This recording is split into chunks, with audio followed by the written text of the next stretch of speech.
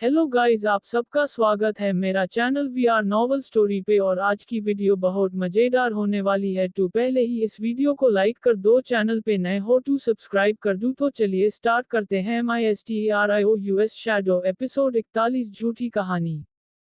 विपिन ने उसे रोकने वाले व्यक्ति की ओर देखा और देखा कि उसके सामने 180 सेमी लंबा एक लड़का खड़ा है। तुम क्या चाहते हो टिंकू? विपिन ने लड़के की ओर देखते हुए पूछा। टिंकू के भूरे रंग के नुकीले बाल थे और उसका शरीर भी विपिन जैसा ही था।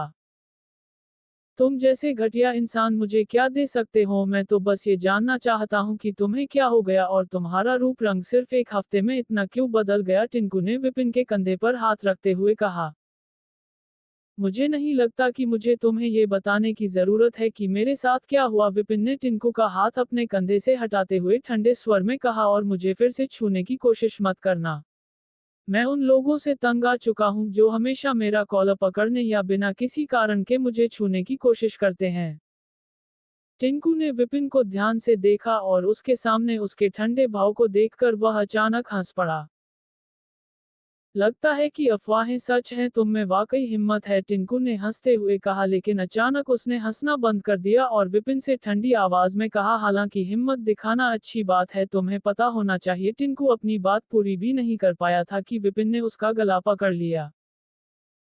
टिंकू का गला पकड़ने के बाद विपिन ने उसे जमीन से उठाया और कहा, मुझे परवाह नहीं है कि तुम क्या कहना चाहते हो, इसलिए अपनी बकवास से मुझे मत पकाओ और मुझे अब और परेशान करने की कोशिश मत करो।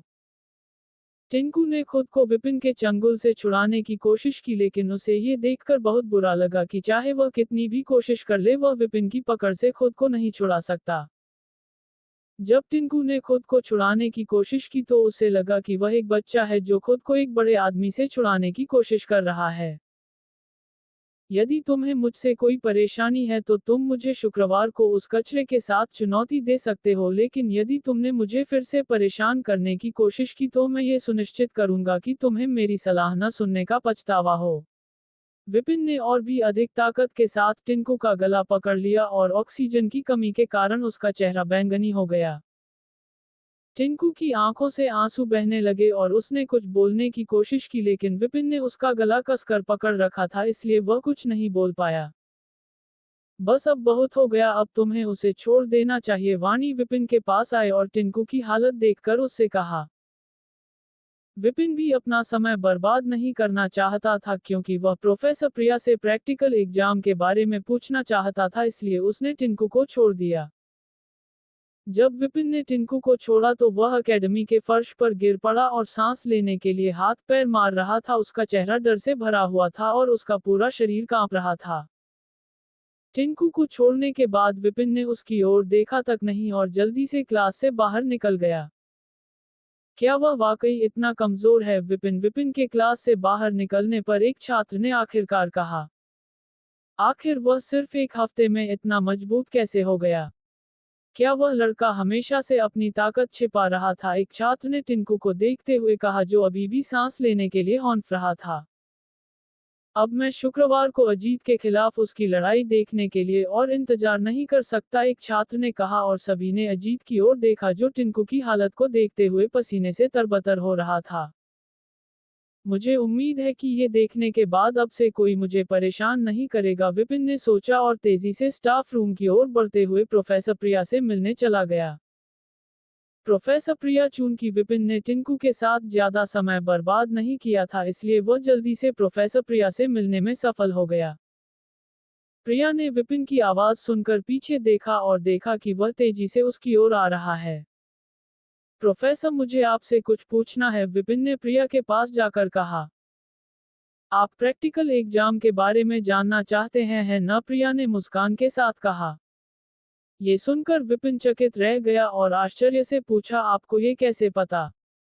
आपको क्लास में देखकर ही मैं समझ गई कि आपने अपनी बॉडी फिजिक की समस्या हल कर ली है। अब जब आप अपनी शक्ति सुधार सकते हैं तो मैं अनुमान लगा सकती हूँ कि आप प्रैक्टिकल एग्जाम में हिस्सा लेना चाहेंगे, प्रिया ने विपिन के हैरान चेहरे को देखकर कहा। प्रिया की बात सुनकर विपिन ने सिर हिलाया और कहा, आप सही कह रही हैं। मैं भी इस बार प्रैक्टिकल एग्जाम में भाग लेना चाहता हूँ। चलो मेरे ऑफिस चलते हैं। आपको सब कुछ समझाने में थोड़ा समय लगेगा। इस बार का प्रैक्टिकल एग्जाम खास है, प्रिया ने कहा और ऑफिस की ओर चल पड़ी। विपिन हैरान नहीं हुआ कि प्रिया को उसकी फिजिक की स्थिति के बारे में पता है, क्योंकि एकेडमी में पढ़ाते समय अधिकांश प्रोफेसर उसके शरीर के बारे में जानते हैं। प्रैक्टिकल एग्जाम में भाग न लेने के लिए छात्रों को उचित कारण बताना पड़ता है, और चूंकि विपिन हर साल प्रैक्टिकल एग्जाम में भाग नहीं ले पाता था, उसे प्रोफेसर को अपने शरीर की समस्या के बारे में बताना पड़ता था। विपिन ने पहले से ही एक अच्छी कहानी तैयार कर रखी थी कि उसने अपनी फिजिक्स समस्या को कैसे हल किया, इसलिए उसे डर नहीं था कि कोई उसकी शैडो मोनार्च फिजिक के बारे में पता लगा लेगा। बैठो, प्रिया ने ऑफिस में प्रवेश करने के बाद कहा। क्या आप मुझे पहले बता सकती हैं कि आपने अपनी बॉडी फिजिक्स समस्या को कैसे हल किया? प्रिया ने विपिन से बैठने के बाद पूछा।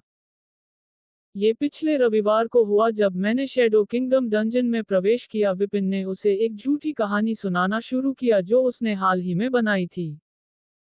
विपिन ने बताया कि उसने शैडो किंगडम डंजन में प्रवेश किया और कुछ डी रैंक शैडो राक्षसों का शिकार करने के लिए एक अदृश्य औषधि का उपयोग किया। सब कुछ उसकी योजना के अनुसार हुआ और उसने अदृश्य औषधि के प्रभाव समाप्त होने से पहले 10 डी रैंक राक्षसों को सफलतापूर्वक मार डाला और उन राक्षसों से 3 कोर प्राप्त किए। जब मैंने उन 3 शैडो कोर को सोखन शुरू किया तो मैं एफ रैंक से एफ जोड़ रैंक पर बढ़ गया और मुझे लगा कि मेरी बॉडी किसी तरह बदल गई है। विपिन ने प्रिया को अपनी झूठी कहानी सुनाना जारी रखा। तो एफ जोड़ रैंक पर बढ़ने के बाद जब आपने एक बार फिर कोर को सोखने की कोशिश की तो आपने पाया कि आप साधारण तरीके से कोर को सोख सकते हैं, है ना? प्रिया ने विपिन द्वारा सुनाई गई झूठी कहानी के बाद पूछा। हाँ, विपिन ने कहा और मन ही मन प्रार्थना की कि प्रिया उसकी झूठी कहानी पर विश्वास कर ले। MISTERIO shadow episode 42 all Hunter academy tournament. जब तुम अकेले डी रैंक डंजन में घुसे तो तुम क्या सोच रहे थे? प्रिया ने विपिन से पूछा जबकि वह उसे घूर रही थी। मैं कोर पाने के बारे में सोच रहा था, विपिन ने घबराकर हंसते हुए कहा। क्या तुम चाहते हो कि मैं तुम्हें पीटूं? प्रिया ने विपिन के सिर पर थप्पड़ मारते हुए कहा। विपिन ने झूठी कहानी सुनाए हुए 10 मिनट हो चुके थे और प्रिया उसे अकेले डी रैंक डंजन में घुसने के लिए डांट रही थी जबकि वह सिर्फ एक एफ रैंक हंटर था। मैं बस मजाक कर रहा था और मैं डंजन में इसलिए गया क्योंकि मेरे पास कोई और विकल्प नहीं था। मैं हमेशा एफ रैंक पर अटका नहीं रह सकता, विपिन ने अपना सिर रगड़ते हुए कहा। मुझे पता है कि तुम किस बारे में बात कर रहे हो, लेकिन मैंने तुम्हें पहले यह नहीं बताया कि तुम जानवरों के अपने ज्ञान के साथ अकेडमी में एक सिद्धांत के प्रोफेसर बन सकते हो, भले ही तुम एक उच्च रैंक हंटर न हो। यहाँ प्रोफेसर बनना तुम्हारे लिए आसान होता, प्रिया ने कहा। मुझे पता है, लेकिन मैं प्रोफेसर नहीं बनना चाहता था, इसलिए मैं डंजन में चला गया, विपिन ने सिर हिलाते हुए कहा, क्योंकि वह कभी प्रोफेसर नहीं बनना चाहता था। इसे भूल जाओ। मुझे खुशी है कि तुम वहां नहीं मरे और अपनी बॉडी फिजिक भी हल कर ली, प्रिया ने विपिन की बात सुनकर कहा। वास्तव में मैं वहां लगभग मर ही गया था, विपिन ने मन में याद करते हुए सोचा कि कैसे उस चमगादड़ ने उसे लगभग मार ही डाला था। अगले महीने प्रैक्टिकल एग्जाम होगा। मैं तुम्हें परीक्षा के बारे में पूरी जानकारी नहीं दे सकती क्योंकि स्टाफ अभी भी इस बात पर चर्चा कर रहा है कि हमें किस तरह की परीक्षा देनी चाहिए। लेकिन एक बात पक्की है कि तुम्हें इस परीक्षा को पास करने के लिए एक टीम में काम करना होगा। क्योंकि यह तुम्हारा आखिरी साल है और ग्रेजुएशन के बाद तुम एक आधिकारिक हंटर बन जाओगे। तुम्हें कभी कभी दूसरे हंटर्स के साथ काम करना पड़ेगा, इसलिए तुम इसे टीम में काम करने के सीखने के रूप में सोच सकते हो, प्रिया ने कहा और विपिन की ओर देखा जिसकी आंखें टीम शब्द सुनकर चमक रही थीं। प्रिया ने उसे अनदेखा किया और कहा, ज्यादा चिंता मत करो, तुम्हारी टीम में सिर्फ एक ही सदस्य होगा और तुम्हें अपना साथी खुद नहीं ढूंढना पड़ेगा क्योंकि टीमें लकी ड्रॉ द्वारा बनाई जाएंगी। फिर प्रिया ने विपिन की ओर देखा और कहा, मुझे पता है कि यह तुम्हारा पहली बार किसी के साथ काम करने का मौका होगा, लेकिन अच्छा प्रदर्शन करने की पूरी कोशिश करो। ऑल हंटर अकेडमी टूर्नामेंट 4 महीने में आयोजित किया जाएगा और तुम्हारी परीक्षा का परिणाम इस बात को बहुत प्रभावित करेगा कि टूर्नामेंट में एस्ट्रेट अकेडमी का प्रतिनिधित्व कौन करेगा। मैं टूर्नामेंट के बारे में पूरी तरह से भूल गया था, विपिन ने प्रिया की बात सुनकर कहा। ऑल हंटर अकेडमी टूर्नामेंट 6 प्रमुख हंटर अकेडमियों के बीच प्रतियोगिता है जिसमें एस्ट्रेट हंटर अकेडमी भी शामिल है। ये टूर्नामेंट हर साल आयोजित किया जाता है और विभिन्न अकेडमियों के छात्र एक दूसरे के खिलाफ प्रतिस्पर्धा करते हैं। केवल अंतिम वर्ष के छात्र इस प्रतियोगिता में भाग लेते हैं और चूंकि यह विपिन का अंतिम वर्ष है इसलिए उसके पास भी इस टूर्नामेंट में भाग लेने का मौका है। प्रत्येक अकेडमी से केवल 5 छात्र ही इस टूर्नामेंट में भाग ले सकते हैं। और चूंकि तुम अभी ठीक हुए हो तुम्हारे लिए किसी स्थान के लिए प्रतिस्पर्धा करना कठिन होगा लेकिन अपना सर्वश्रेष्ठ प्रयास करो, प्रिया ने विपिन से कहा। विपिन ने सिर हिलाया और पूछा, क्या आप जानते हैं कि आज तलवार की क्लास क्यों रद्द कर दी गई? विपिन को तलवार की कक्षाओं में नहीं जाने का एक संदेश मिला था। हालांकि वह तलवार की कक्षाओं में जाना बंद करने की योजना बना रहा था, फिर भी वह जानना चाहता था कि कक्षा अचानक क्यों रद्द कर दी गई। हाल ही में कुछ डंजन अपियर हुए हैं और प्रोफेसर श्रीवास्तव इन डंजन अपियर को पार करने के लिए हंटर्स के साथ काम कर रहे हैं। इसलिए फिलहाल तलवार की कक्षाएं नहीं होंगी, प्रिया ने कहा। इसके अलावा कुछ समय के लिए डंजन में न जाएं क्योंकि एक ही समय में कई डंजन अपियर होना अजीब है। ठीक है, मैं इसे ध्यान में रखूंगा, विपिन ने कहा और खड़ा हो गया। मुझे परीक्षा और टूर्नामेंट के बारे में बताने के लिए धन्यवाद। इसकी चिंता मत करो, बस आने वाली परीक्षा में अपना सर्वश्रेष्ठ प्रदर्शन करो। मैं करूंगा, विपिन ने कहा और कार्यालय से बाहर निकल गया। अब जब मेरे पास करने के लिए कुछ नहीं है तो मुझे जाकर अपने पिछले मिशन से मिली हर चीज को बेच देना चाहिए, विपिन ने बड़बड़ाते हुए अकेडमी छोड़ दी। विपिन ने एक टैक्सी ली और शहर के प्लाजा की ओर चला गया जहां वह ज्यादातर चीजें उचित मूल्य पर बेच सकता था। इतने सालों तक बेवकूफ की तरह काम करने के बाद मैं आखिरकार अमीर बन जाऊंगा, विपिन ने सब कुछ बेचने के बाद मिलने वाले पैसे के बारे में सोचा। मुझे ज्यादातर चीजों की कीमत के बारे में पता है लेकिन मुझे नहीं पता कि उस क्रिस्टल बैरियर और ब्लैक डिवाइस के लिए कितना मिलेगा क्योंकि वे दोनों नए नहीं हैं। जल्द ही विपिन शहर के प्लाजा पहुंच गया। उसने टैक्सी का बिल चुकाया और इमारत के अंदर चला गया। अब मैं कहां जाऊं, मेरे पास बहुत सारी चीजें हैं जिन्हें मैं बेचना चाहता हूं, विपिन ने बुदबुदाया। विपिन कोर, एक स्टोरेज रिंग, एक क्रिस्टल बैरियर, एक ब्लैक डिवाइस और यहां तक कि आदमखोर दानव की लाश भी बेचना चाहता था जिसे उसने अपनी शैडो स्पेस में रखा था। विपिन को सबसे ज्यादा हैरान इस बात से हुआ कि उसकी शैडो स्पेस के अंदर रखी हुई चीजों के लिए समय रुक गया था। यह विपिन के लिए बहुत अच्छी खबर थी क्योंकि वह राक्षसों को मारने के बाद उनकी लाशों को लंबे समय तक रख सकता था। अचानक विपिन ने एक आदमी को स्टाफ ड्रेस में अपनी ओर आते देखा लेकिन उस आदमी के चेहरे को देखकर ही विपिन को यकीन हो गया कि वह एक बदमाश है। MISTERIOUS shadow episode 43। दया या पसंद। विपिन की ओर आ रहे उस आदमी की आंखें छोटी थीं, उसके कान थोड़े मुड़े हुए थे और उसकी अजीब बकरी जैसी मूंछें थीं। उसकी दाढ़ी भी बैडंगी तरीके से कटी हुई थी और उसके चेहरे से ही विपिन को यकीन हो गया था कि यह आदमी कुछ गलत करने वाला है। अगर विपिन को उस आदमी का वर्णन करना होता तो वह कहता, उसके मुड़े हुए कानों से लगता है कि उसने अपने मालिक को जहर दिया है। छोटी आंखें जो अपनी छोटी बहन को देखने के लिए उत्सुक हैं। मैं आपकी क्या मदद कर सकता हूं सर? जब विपिन उस आदमी का अजीब तरीके से सोच रहा था तो वह आदमी उसके पास आया और विनम्रता से पूछा, तुम अपने मालिक के साथ ऐसा कैसे कर सकते हो? विपिन ने अपने अजीब विचारों में डूबे हुए मन से पूछा। मालिक? कौन सा मालिक? विपिन की बात सुनकर आदमी ने हैरान होकर पूछा। विपिन उस आदमी की हैरानी भरी आवाज सुनकर अपने विचारों से बाहर आया और उसने देखा कि वह उसे अजीब तरह से देख रहा था। तभी विपिन को एहसास हुआ कि उसने अपने मन की बात कह दी थी। बात बदलने के लिए खांसते हुए विपिन ने कहा, कुछ नहीं, मैं बस पूछ रहा था कि मैं अलग अलग चीजें बेचना चाहता हूं, इसलिए मुझे कहां जाना चाहिए। हालांकि हैरान दिखने वाला मासूम आदमी को लगा कि विपिन उसे अजीब तरह से देख रहा है, फिर भी उसने सिर हिलाया और कहा, क्या आप मुझे बता सकते हैं कि आप क्या बेचना चाहते हैं? आदमी की बात सुनकर विपिन थोड़ा हिचकिचाया क्योंकि उस आदमी का चेहरा अजीब लग रहा था, लेकिन चूंकि वह बता सकता था कि वह आदमी एक साधारण इंसान है इसलिए उसे यकीन था कि यह आदमी उसके साथ कुछ नहीं कर पाएगा। विपिन ने वह सब कुछ बताया जो वह बेचना चाहता था।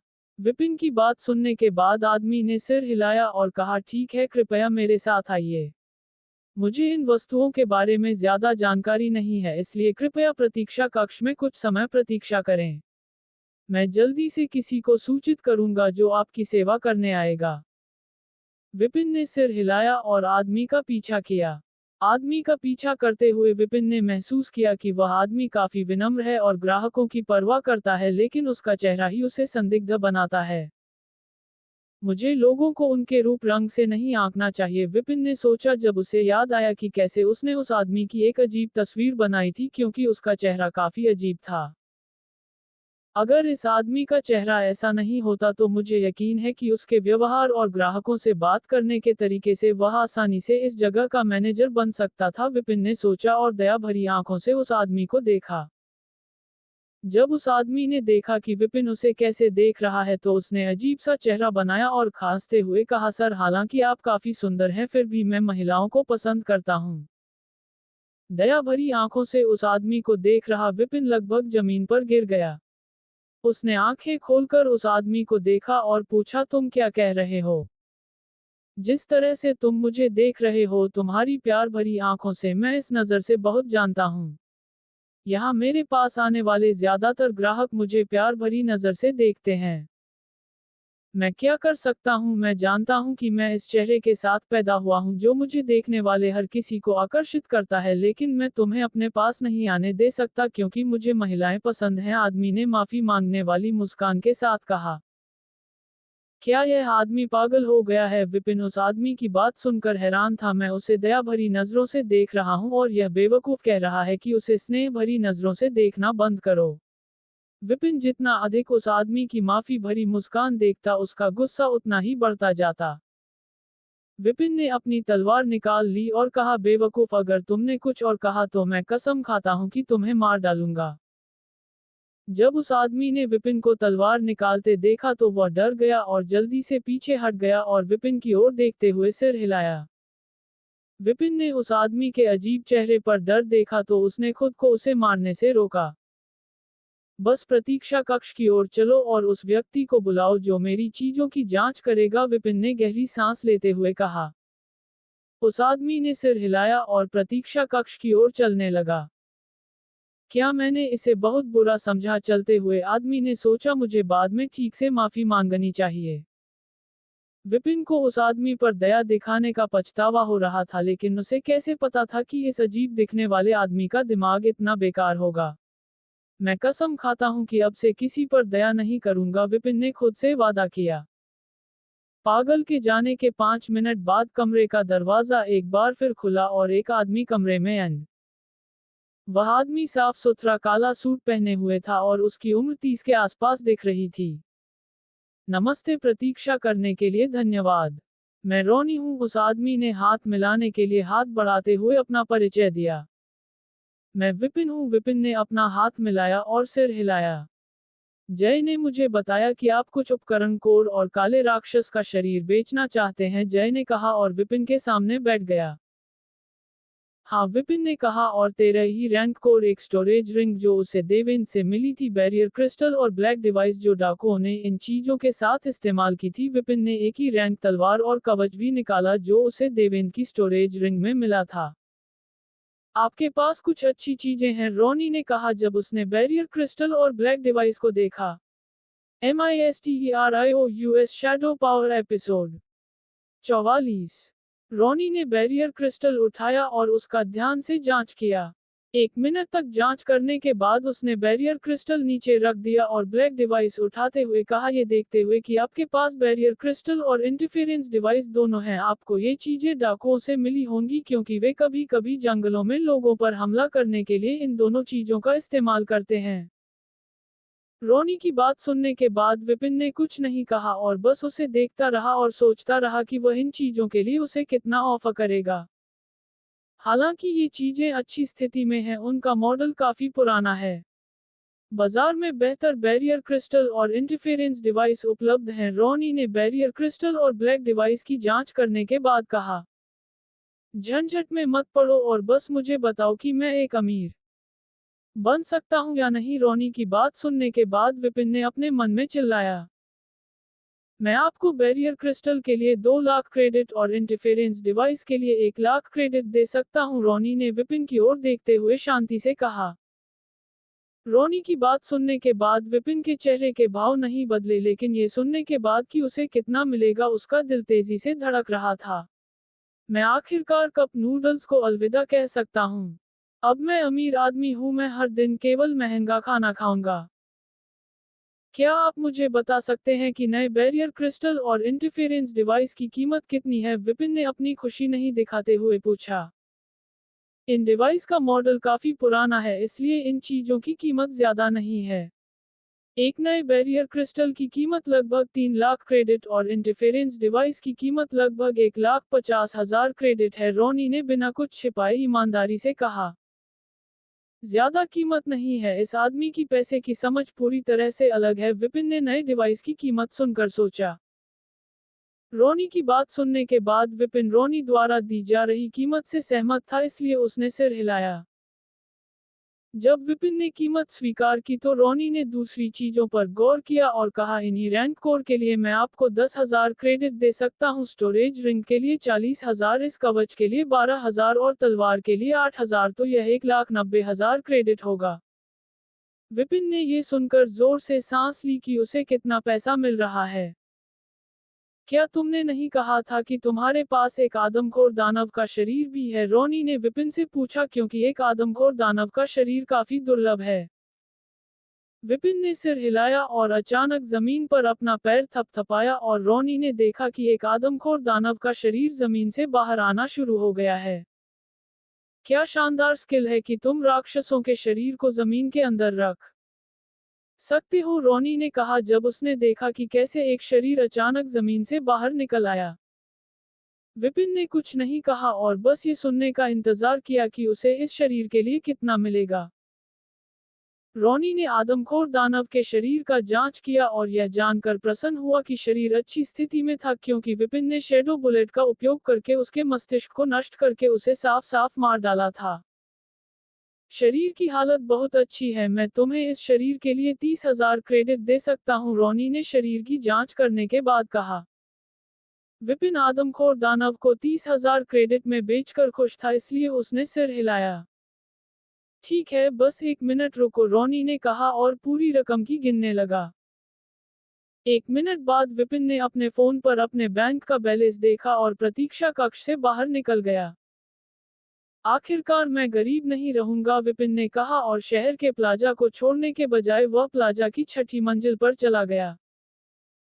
प्रोफेसर प्रिया ने कहा था कि कुछ समय के लिए डंजन में प्रवेश न करें, लेकिन मुझे अपनी शक्ति को बेहतर बनाने के लिए कोर की जरूरत है। मैं तब तक इंतजार नहीं कर सकता जब तक डंजन की स्थिति हल नहीं हो जाती, विपिन ने सोचा और 6ठी मंजिल पर पहुंच गया। चूंकि विपिन कोर इकट्ठा करने के लिए डंजन में नहीं जा सकता था, इसलिए उसने जंगल में राक्षसों का शिकार करने का फैसला किया। लेकिन उसे जंगल में तेजी से यात्रा करने के लिए कुछ चाहिए था, इसलिए वह 6ठी मंजिल पर आया। विपिन 6ठी मंजिल पर रिसेप्शन पर गया और कहा, मुझे सी रैंक एयरबोर्ड चाहिए। रिसेप्शनिस्ट ने सिर हिलाया और टेबल पर टैप किया, जिससे एक होलोग्राफिक स्क्रीन सामने आई जिसमें विभिन्न प्रकार के एयरबोर्ड दिखाए गए। ये डिजाइन है जो सी रैंक एयरबोर्ड में उपलब्ध हैं, कृपया एक चुने, रिसेप्शनिस्ट ने कहा। विपिन ने डिजाइन की ज्यादा परवाह नहीं की और एक नेवी ब्लू एयरबोर्ड चुना। जल्द ही एक स्टाफ सदस्य ने उसे चुना हुआ एयरबोर्ड लाकर दिया। विपिन ने एयरबोर्ड की जांच की और संतुष्ट होकर सिर हिलाया। ये कितना है? यह 1,80,000 क्रेडिट होगा।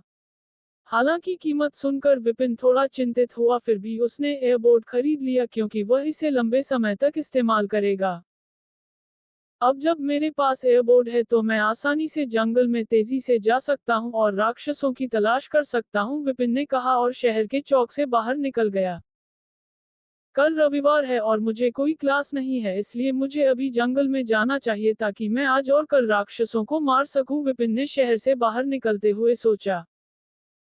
चूंकि विपिन ने जंगल में राक्षसों का शिकार करने का फैसला किया था, उसने इंतजार नहीं किया और टैक्सी लेकर शहर के प्रवेश द्वार की ओर चल पड़ा। उसके पास जंगल में जो कुछ भी चाहिए था वह सब पहले से ही था, क्योंकि उसने हाल ही में अपना मिशन पूरा किया है। MISTERIOUS शैडो एपिसोड 45 शहर से बाहर।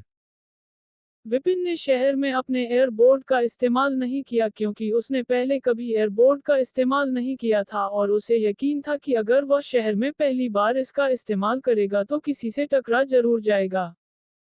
मैं इस एयरबोर्ड के साथ जंगल में अभ्यास करूंगा। शहर के गेट पर पहुंचने के बाद विपिन टैक्सी से बाहर निकला और उसका बिल चुकाया। विपिन शहर के गेट की ओर गया जहां दो सी जोड़ रैंक के गार्ड तैनात थे। जब विपिन गार्ड के पास पहुंचा तो उसने उन्हें अपना हंटर कार्ड दिखाया और आसानी से शहर से बाहर निकल गया। जंगल में व्यापारी और दूसरे लोग जिस व्यापार मार्ग से यात्रा करते हैं उस पर जाने के बजाय विपिन जंगल में और भी अंदर जाने की योजना बना रहा था ताकि वह और राक्षसों का शिकार कर सके।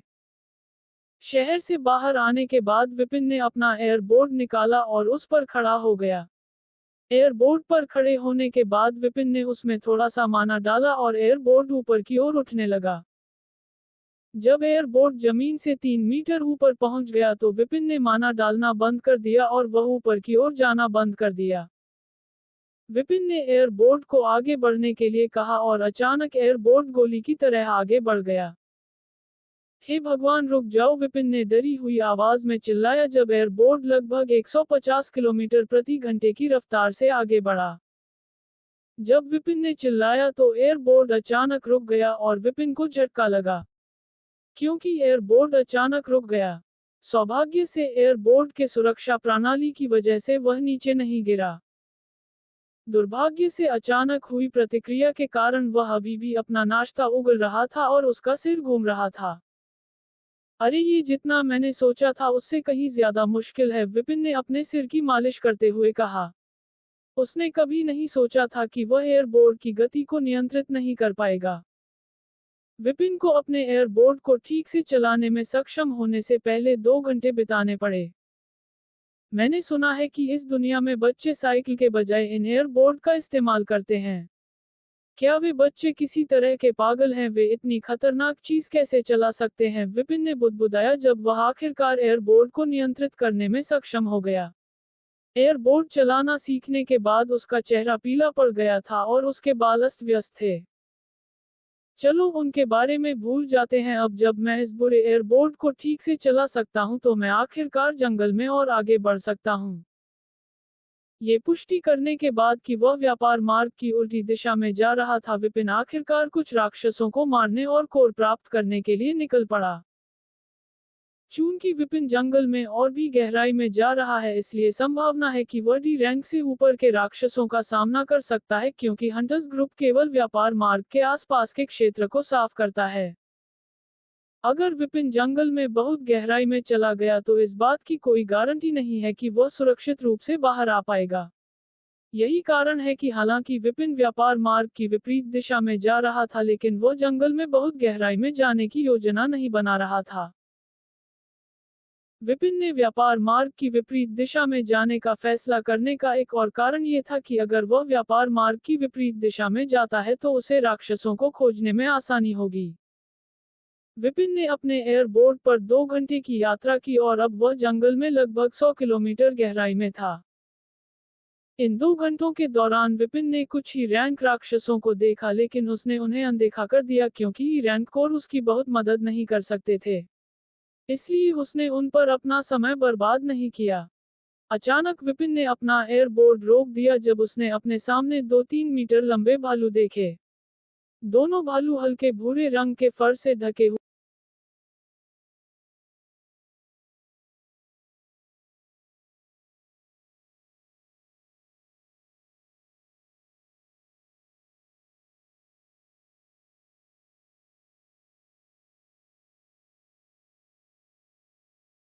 अचानक विपिन ने अपना एयरबोर्ड रोक दिया जब उसने अपने सामने 2-3 मीटर लंबे भालू देखे। दोनों भालू हल्के भूरे रंग के फर से ढके हुए थे और डी जोड़ रैंक की आभा छोड़ रहे थे। ठीक है, कुछ काम के राक्षस, विपिन ने भालुओं को देखते हुए कहा। उसने अपना एयरबोर्ड स्टोरेज रिंग में रखा और पैदल ही भालुओं की ओर बढ़ गया। अब जब मेरा प्राइम कोर ए जोर रैंक का है और मेरा मोनार्च कोर डी रैंक का है तो मुझे सी रैंक से नीचे के किसी भी राक्षस को आसानी से मारने में काफी होना चाहिए, विपिन ने सोचा और भालुओं के पास पहुंच गया। दोनों भालुओं ने विपिन को देखकर जोर से दहाड़ लगाए और उसकी ओर दौड़ पड़े।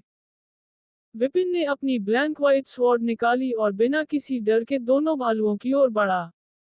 भालुओं की ओर बढ़ते समय विपिन ने स्पीड स्किल इस्तेमाल किया और एक भालू के सामने अचानक प्रकट हो गया।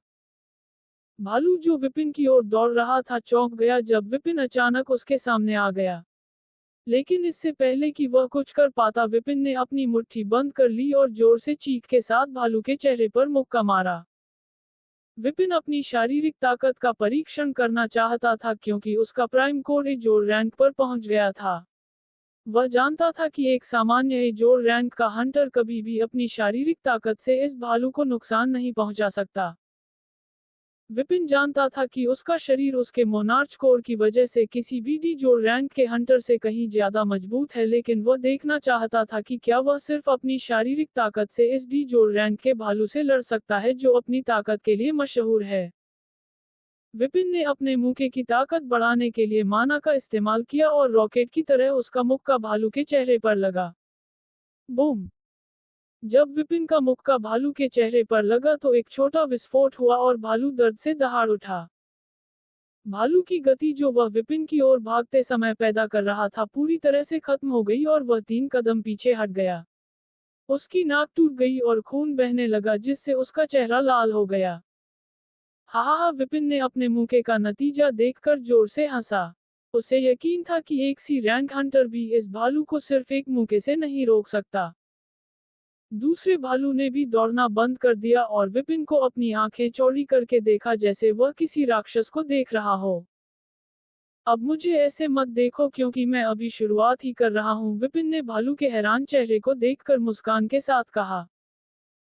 जब भालू ने विपिन की मुस्कान देखी तो उसकी रीढ़ में ठंडक दौड़ गई और उसे आखिरकार एहसास हुआ कि उसके सामने खड़ा इंसान ऐसा नहीं है जिससे